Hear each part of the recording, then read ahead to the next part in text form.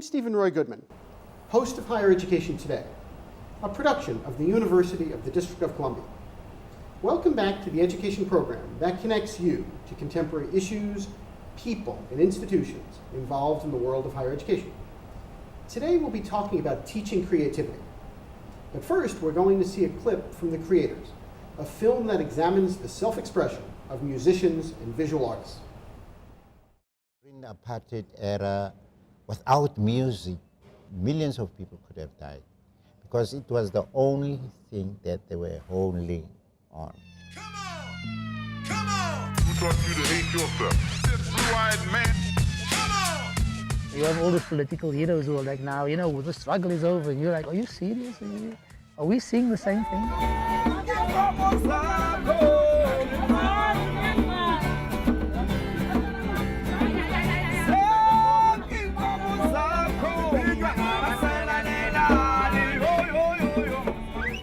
Our world, this side, is very underdeveloped. We find that when you are here in the township, it's a totally different country.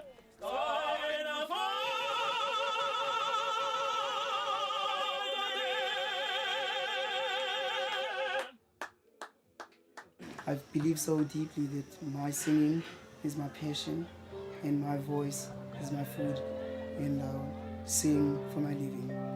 You know, I'll just sing for my living. As jy as mens, as kunstenaar, iets net uit niks uit kan trek en dit so vervorm vir so lank dat dit fisies word. Iets waar teen jy toon kan staan. We are believers. There is no such thing that when you are not a Christian, you are an unbeliever. There is no such. I'm a believer.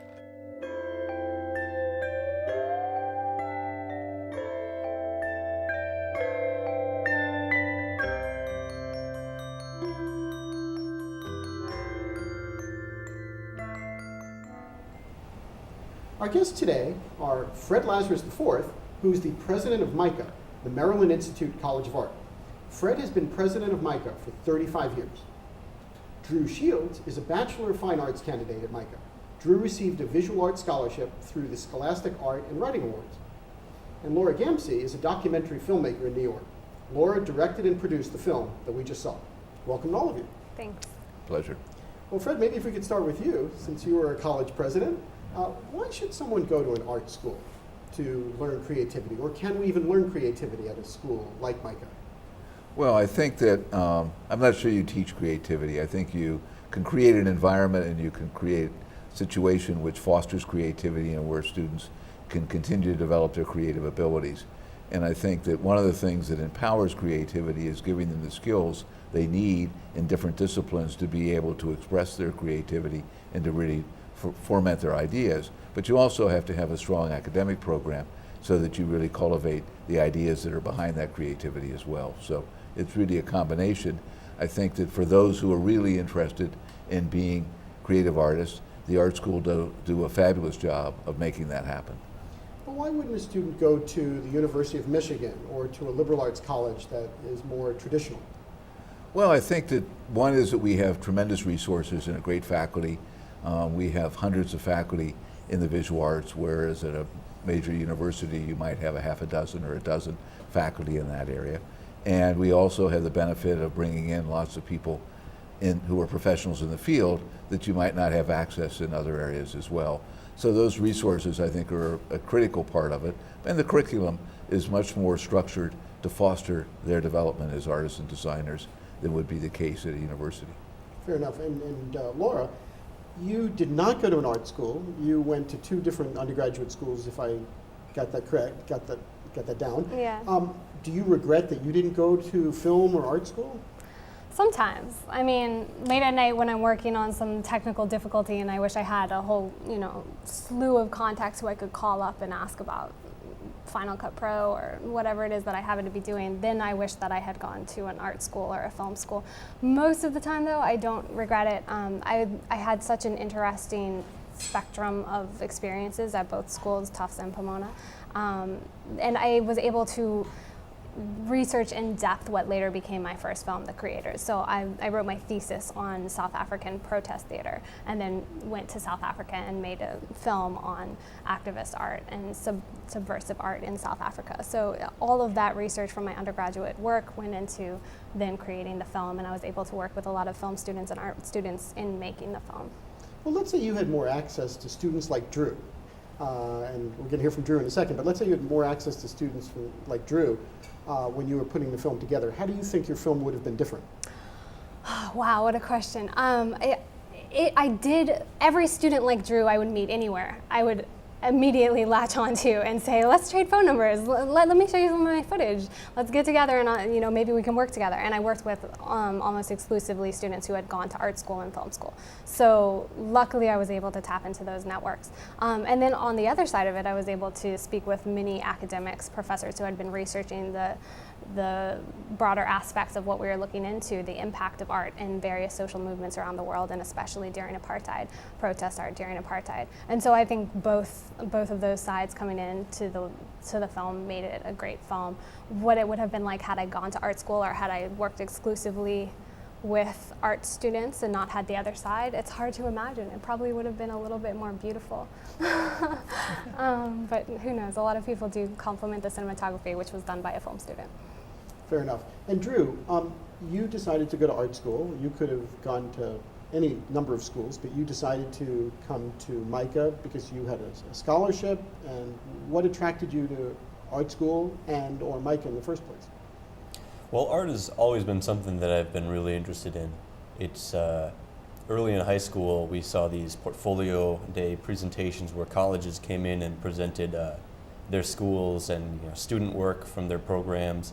And I just saw this as a fantastic opportunity to better develop what I love to do and make a career out of what I love to do. So, this sort of passion has driven me to explore this as a viable career option and, put a lot of effort into pursuing this artistic goal.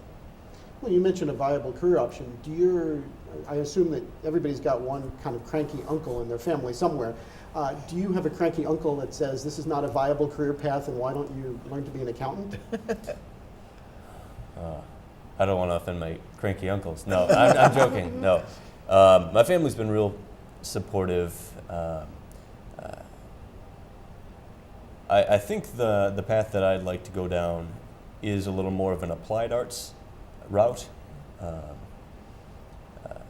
I can't say that for certain. That I've got a couple years of school left, so that could change. But generally, my family's been pretty understanding about, this is something personally that I really love to do, and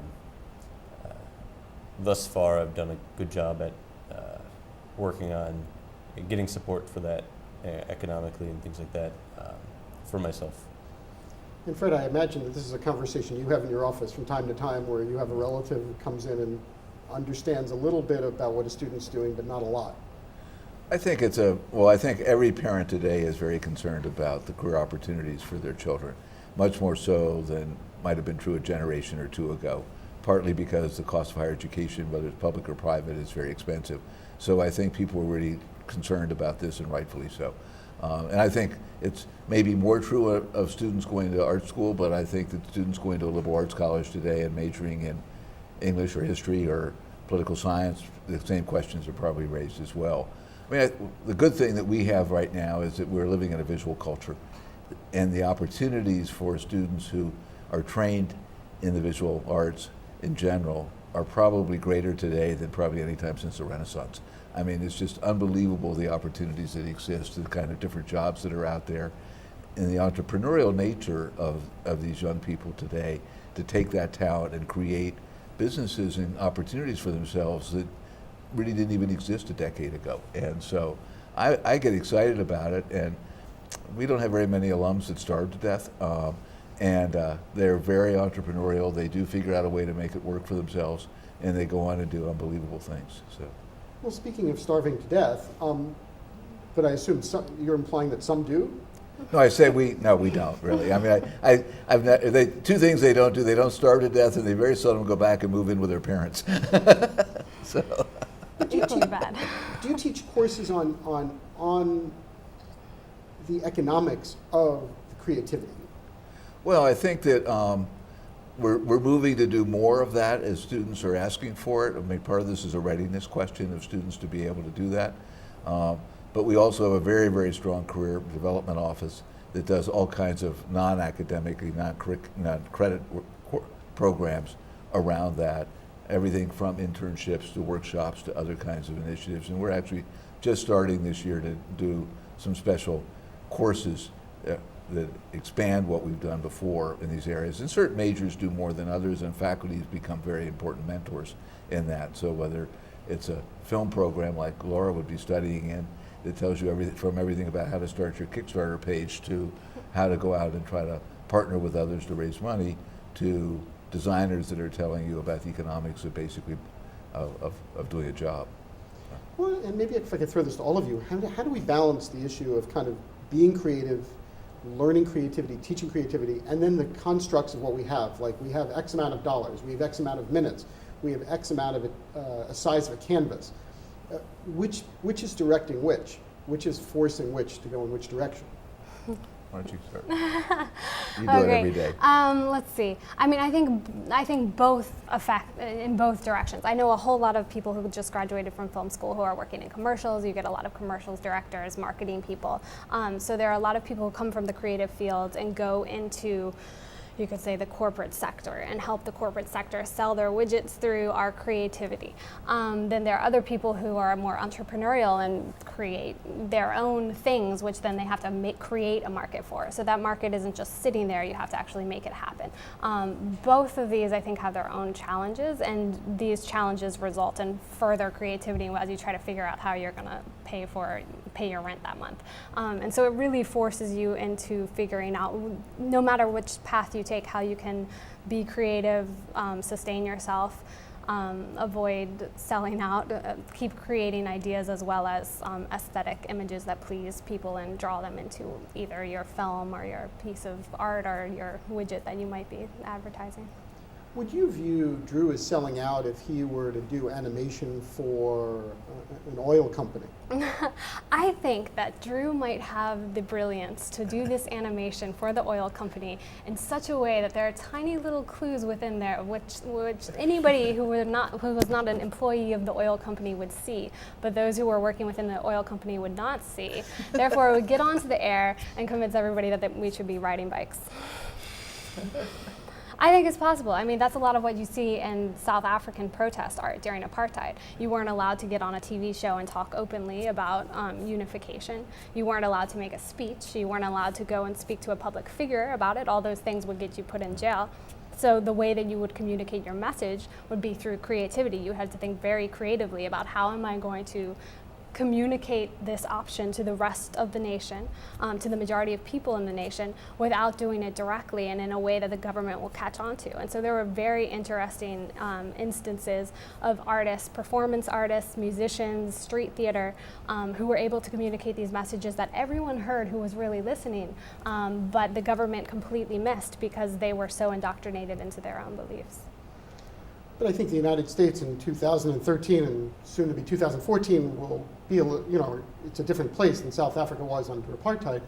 But for Drew, I mean, do you see the dichotomy there, or do you feel that you have to be either working for company X or being creative, or do you see that division, or do you want to combine them in your career?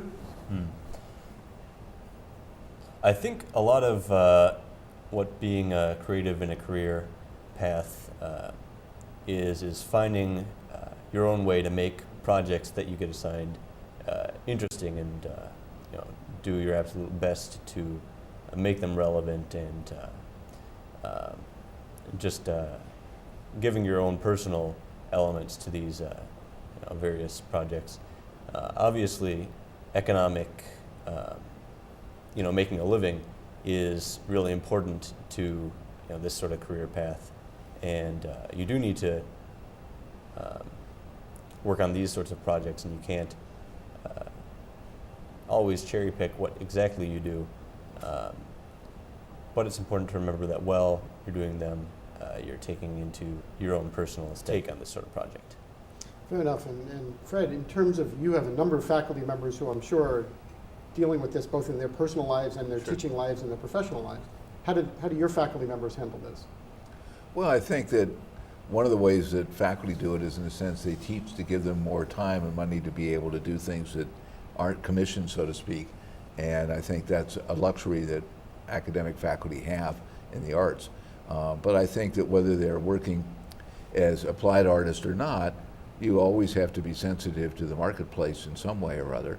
And I think that the really great artists have found ways that they can be very, very creative within those parameters. And I don't think that the limits that are put on you by the fact that you have to be able to market what you do necessarily inhibit you from doing really fabulous work. And I think that we all know of lots of examples in every media or discipline we can think of where that's really been the case. Well, what about students who may not have a lot of skills when they come to MICA? Now, I realize Drew's the exception, well, maybe not the complete exception, but Drew won a big national award. He came as a well-regarded artist before he even started college. But I'm assuming that you have some students at MICA who perhaps don't have those skills. I mean, does everybody come with animation skills, drawing skills before they start? Well, I think, we're blessed with students who come with incredible skills because we get such fabulous kids. But what will happen is that they might be what we call lopsided a little bit. I mean, they may come in with really good drawing skills and all of a sudden they decide they want to be a sculptor, or they decide they want to be an animator, or they might want to be a filmmaker. And they've never done any of this work in high school because high schools don't have those kinds of resources available to them. So in a sense, they're starting from zero. Now they come in with a lot of visual sensitivities and skills that are transferable, but they're not the technical skills, they're not the editing skills that a filmmaker would need about the software that's there. So they're learning those skills while they're going forward and that are enabling them. So in many areas, students will find that they have great strength in one area, but they might want to move in an area where they don't have strength, and that really requires them learning all those new technical skills and also having access to unbelievable facilities in those areas to be able to practice their trade. Well, fair enough. What about an undergraduate student at Johns Hopkins who is studying, who's a pre-med student? I assume they can take a course at MICA, and how do they fare? Depends what they take, but we do have some of those students who work with us. And often, for instance, we now have a joint film program with them, and some of those students may be just taking film as electives, some may be majors. They bring in other perspectives to it. They might have some content information that's really terrific, other kinds of technical things, or they may come in with strong computer skills, which gives them certain benefits, and they often get paired with other students and work within that context. So I think each of them brings different strengths to a situation like that. And maybe if I can ask all of you about the issue of running out of ideas. You know, a lot of people joke about that. Like, what do you do when you're running out of ideas? Do you take a walk? Do you, talk to the cranky uncle? I mean, what do you do when you run out of ideas? Well, I think it's important to take ideas from all different areas in your life. A lot of the content that I've got from my work come from just stories I've heard on the radio, or lots of it comes from academic classes that I've taken. I'm in a mythology course right now, and I'm doing a series based on various creation myths. Some of it comes from podcasts that I'll listen to over the internet, and it's just finding your own personal interest and exploring that to a further degree. And Laura, you must have idea moments. Yeah, absolutely. I mean, first of all, when I run out of ideas, I go to the book where I write my ideas down, and I have about 5 lives full of ideas in that book, so that helps. Also speaking with other people. And then I think we should also keep in mind there are different perspectives on how many ideas we should have. I stayed in a Buddhist monastery for 2 weeks where they would have considered running out of ideas the goal. So there's something cleansing and beautiful about being able to dwell in that moment and meditate on that. So I really think that living in this world in the modern day, you have social media on the one hand, you have so many people around you on the other, and then you have the depth of your own insight, which I think is infinite. So with all of those things, I can't really imagine having a problem of ideas. Well, Fred, how do you, as a college president, you must encourage students to kind of have ideas. And what do you encourage people to do when they say to you, well, I've run out of ideas. What do I do now? It's not a problem I've encountered very much. I mean, I think that the challenge is really focusing more than looking for ideas. I think the hard part is editing those ideas that you've got, and I think that, the younger we are, the more ideas we have, and I think that young people today have tons of ideas, and it's being able to shape those ideas and decide which ones are really ones that they want to focus on.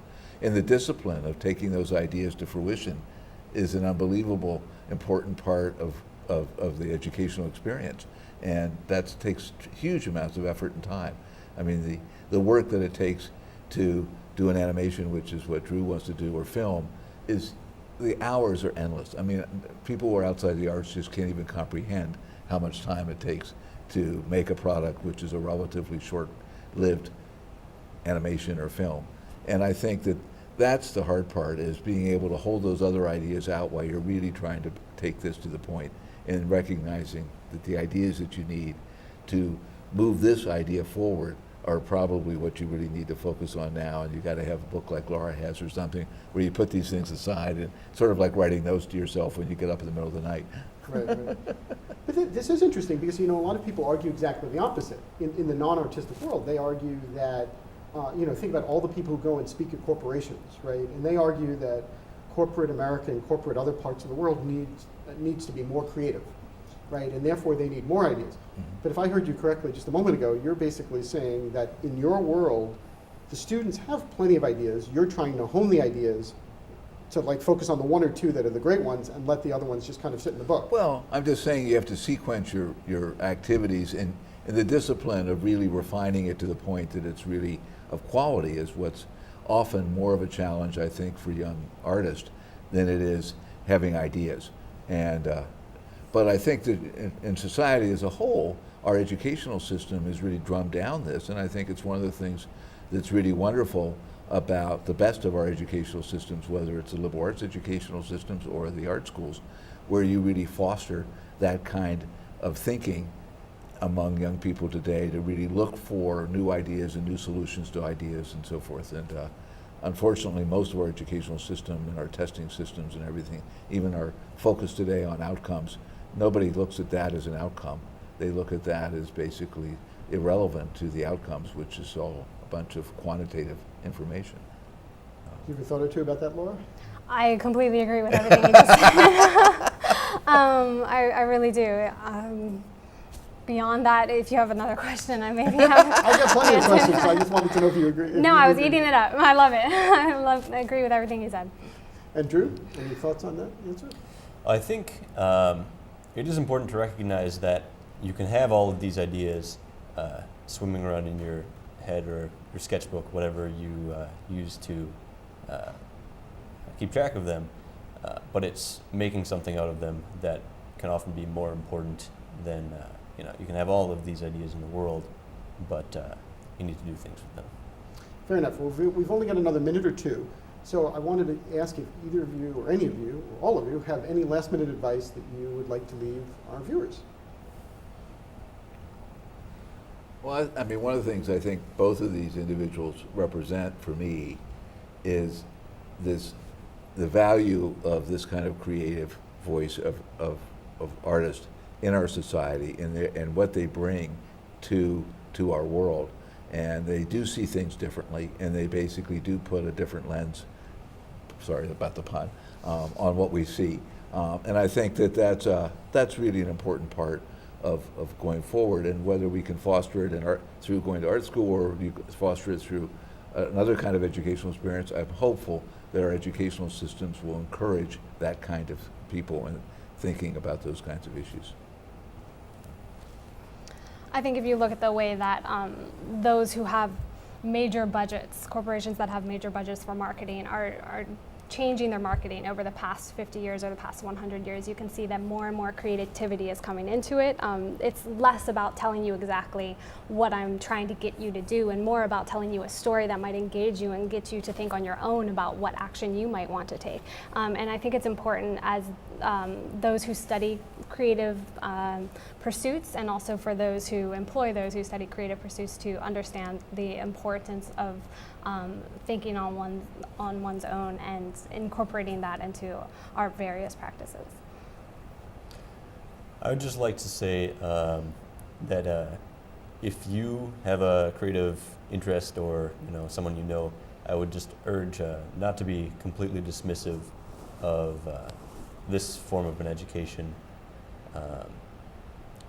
There are opportunities for people like this, and some small degree of support goes quite a ways. Fair enough.